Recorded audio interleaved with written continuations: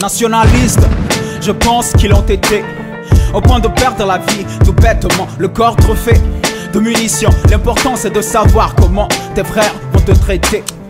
En est-il une punition que tu commences à écrire et que tout te tombe dessus? La gloire journalistique est maudite et elle te tombe ainsi. T'as pas eu croire que c'était autre chose, hein?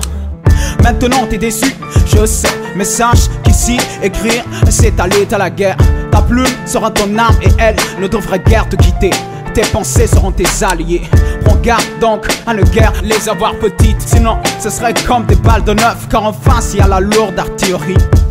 Une énorme mutinerie qui décide de faire de l'écriture un suicide.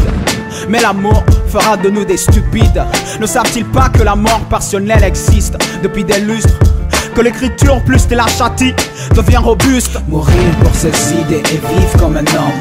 Rire de ce qui est la vérité des hommes. Journaliste, tu l'as été dans le rang des hommes, dans la mort précipitée par les mêmes hommes. Mourir pour ses idées et vivre comme un homme. Rire de ce qui est la vérité des hommes. Journaliste, tu l'as été dans le rang des hommes, dans la mort précipitée par les mêmes hommes. Je ne suis pas habilité, c'est vrai, à dire des choses que je n'ai pas l'habilité de pouvoir manier. Et sur le palier du domicile de la mort tu campes. Juste en temps tu te demandes si tu t'es trompé de vocation, s'il faut affronter tes notations. Non, hélas, c'est juste la prompte vérité qui te menace, celle pour laquelle tu t'es battu, qui te fait des crasses. Mais relax nègre, ce n'est pas le scénario de la bonne dame à laquelle tu portes secours et qui te condamne. Non, ce n'est pas non plus celui du loup qui t'éventre après l'avoir sauvé, parce qu'il n'a rien dans le ventre.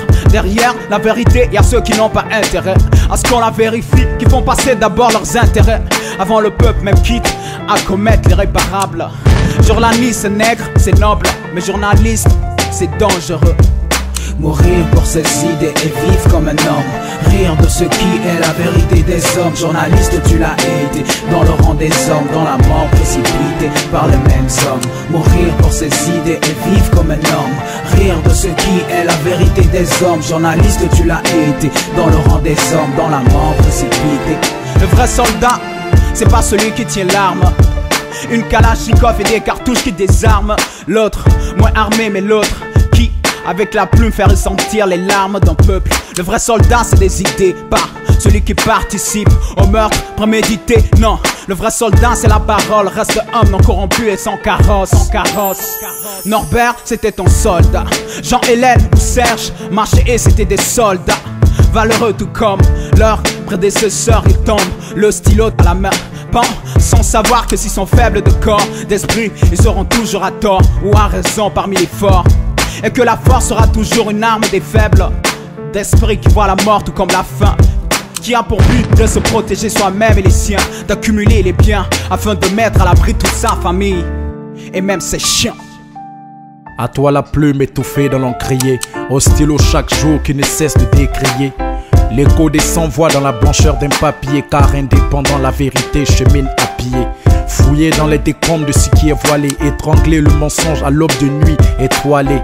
Aux âmes envolées pour la noble cause, aux acteurs qu'on a oubliés, je dépose une gèbe de fleurs que le futur arrosera au nom des épines dans les roseraies.